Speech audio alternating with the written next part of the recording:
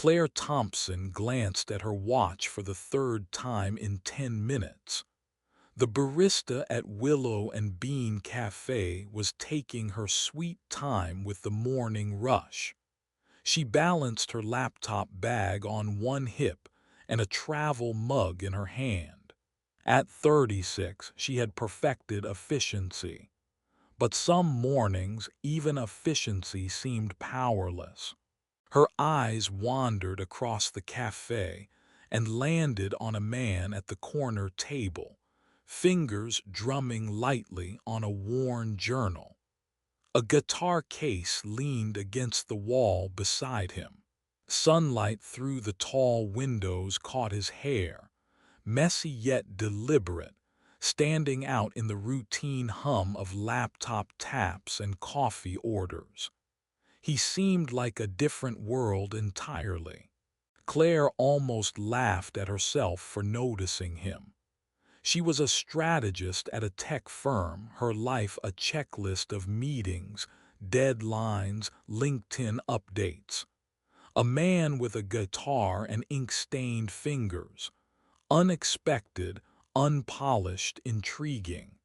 Her barista called, "Claire, your oat milk latte." She nodded, taking the cup, and almost bumped his chair. "Oh, sorry, she began. "No harm done," he said with a lopsided smile. His voice made words feel lighter, like they could carry stories effortlessly. Claire smiled politely and stepped back. "Busy morning. You could say that. Though I prefer existential crisis disguised as caffeine." She laughed, a short, incredulous sound. "I can relate. My crisis wears a suit." He chuckled, eyes crinkling at the corners. "I'm Adam," he said, extending a hand, fingers roughened by life outside offices. "Claire," she replied, shaking it. The handshake carried an unexpected warmth. They shared a silence that wasn't awkward, charged instead with curiosity. Meeting someone unplanned felt like stepping into a story yet to be written. Claire sat down at a nearby table, pretending to check emails, but her eyes kept drifting back. Adam opened his journal and scribbled quickly, then paused, staring out the window. Something about his focus, the quiet way he existed in the world, pulled at her curiosity. For the first time in months, she didn't think about work, just about the possibility of a story unfolding here. Claire didn't usually linger in cafes, but that morning something held her. Adam had taken out his guitar, strumming softly, not loud enough to bother anyone, just enough to fill the corner with a melancholy hum. She watched, curious. A man who could make music from nothing. It was oddly comforting, like the city itself paused for him. "You're a musician?" she asked, careful not to sound nosy. "Used to be," he shrugged. "I'm trying again. Small victories." Claire smiled. "Small victories sound nice. Mine usually involve surviving a meeting without screaming at my laptop." He laughed genuinely.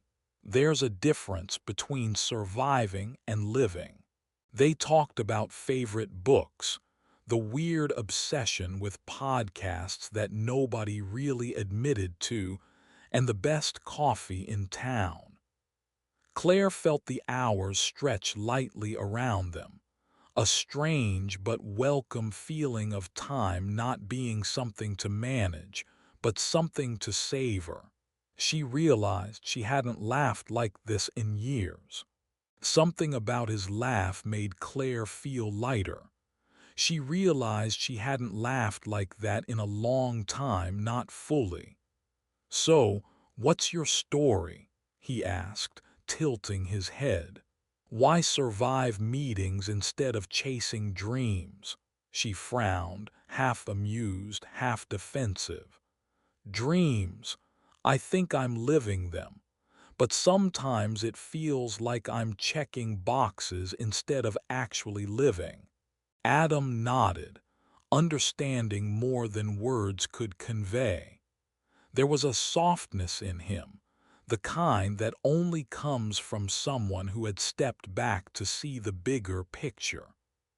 Claire found herself wanting to tell him more, to share the part of herself she rarely admitted even to friends.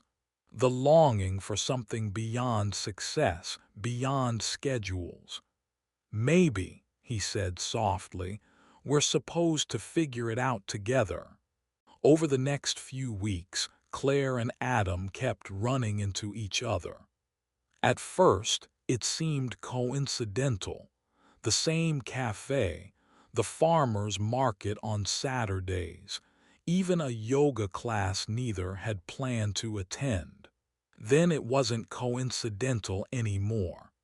They began texting, small messages about books, music, work disasters, and favorite coffee blends. Something unspoken was growing between them. Claire noticed little things about Adam that stayed with her.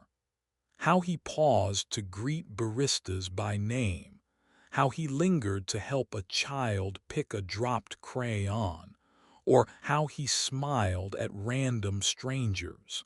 These small observations grew into quiet admiration, a sense of connection that felt both new and familiar at once. One evening, Adam invited Claire to a small outdoor music performance at a local park. The sun was dipping below the trees, painting gold and amber over the grass. He played, and the notes felt like threads pulling at something inside her. By the end, she was sitting next to him on a blanket, sharing silence that felt easy and warm, not awkward. I'm scared, Adam admitted suddenly, staring at the sky. I came back here thinking I could start over, but I'm not sure I even know what that means anymore. Claire turned toward him, surprised at his vulnerability. Me too, she said softly.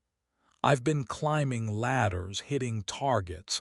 I forgot what it feels like to just live, to really live. They walked home slowly, feet crunching on fallen leaves. Claire felt a thrill at the unpredictability of it all, the warmth of his jacket brushing hers, the city lights glimmering like stars. She realized that for the first time in years, she wasn't thinking about tasks or deadlines, just this moment. He smiled faintly, almost shyly. Maybe that's why we're here, he said, gesturing at the park and the small crowd around them. Maybe we're supposed to figure it out together. Claire felt a twinge of hope, the kind that starts small but grows quickly. For the first time in years, she imagined life differently. Not perfectly scheduled, but alive and uncertain and beautiful. A few days later, Claire received an email that made her stomach twist. A major promotion, one she'd worked toward for years, offered a relocation to Chicago. The chance was career-defining, a dream in terms of ambition. But the timing, it felt like a trap. She thought of Adam, of the afternoons in the park, the quiet laughter over coffee, and her heart clenched. She spent the evening wandering the city streets, thinking. The cafes were closing, the lights flickered, and she felt the weight of years spent chasing something she wasn't sure she wanted. Every ambition felt heavy compared to the possibility of a life with Adam, messy and uncertain but thrilling. She met him at Willow and Bean the next morning, trying to mask the storm inside. "Something's up," Adam said, raising an eyebrow, guitar case leaning against the wall. "I got offered a promotion," she admitted, words rushing. "Relocate to Chicago. It's everything I've worked for, but—" her voice faltered. "I don't know if I want it anymore." Adam watched her silent. Then he said softly, "Claire, you've always been ambitious, driven. I've seen that. But maybe ambition isn't just about titles or paychecks. Maybe it's about what you're willing to fight for or who you want beside you." She looked at him, realizing he wasn't judging her choices.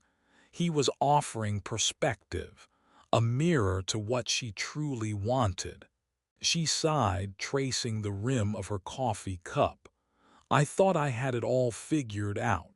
My career, my plans, but then I met you, and suddenly the checklist doesn't feel like enough." Adam reached out, brushing a stray hair from her face. "Life's messy. There's no perfect timing, but maybe some things are worth risking perfect timing for." Claire felt a warmth in his words, a challenge, a promise. Weeks passed and the promotion deadline loomed. Claire spent sleepless nights wondering what mattered most, her career or the unpredictable happiness Adam offered. She imagined the apartment in Chicago, the meetings, the networking dinners. But every scene ended with him missing, the laughter gone, the music absent. One night she walked home alone, rain misting her coat, thinking about her parents' questions. "When will you settle down?" Their words pressed like invisible chains. She realized that all her achievements didn't answer the only question that mattered now. Am I truly happy? Adam noticed her distraction one rainy afternoon at the cafe.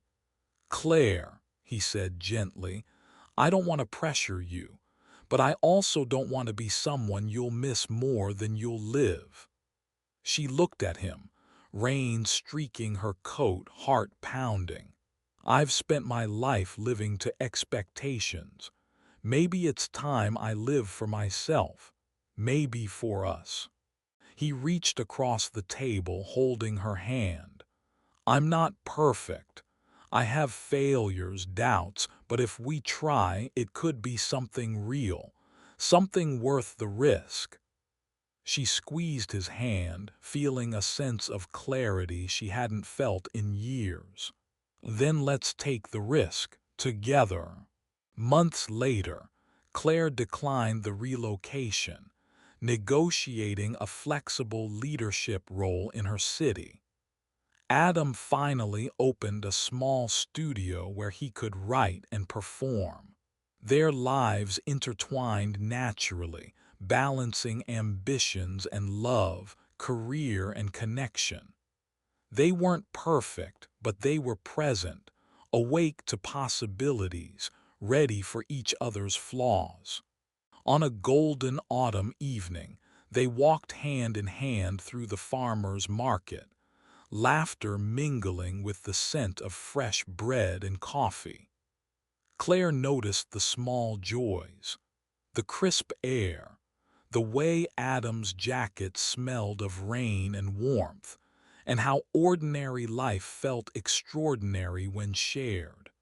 Adam paused beside a music stand, strumming softly. Claire leaned against him, content. "I never expected to find this," she whispered. "Neither did I," he admitted, smiling. "But maybe the unexpected is exactly where life is the richest." And in that ordinary, imperfect city afternoon, Claire and Adam discovered that happiness wasn't a checklist. It was the courage to choose it.